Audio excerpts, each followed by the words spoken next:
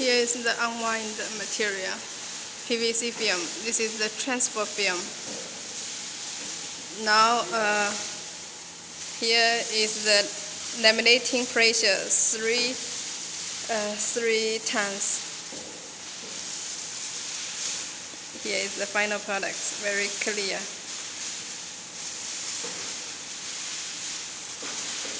The heating temperature now display 160 degrees. The real temperature should be around 150.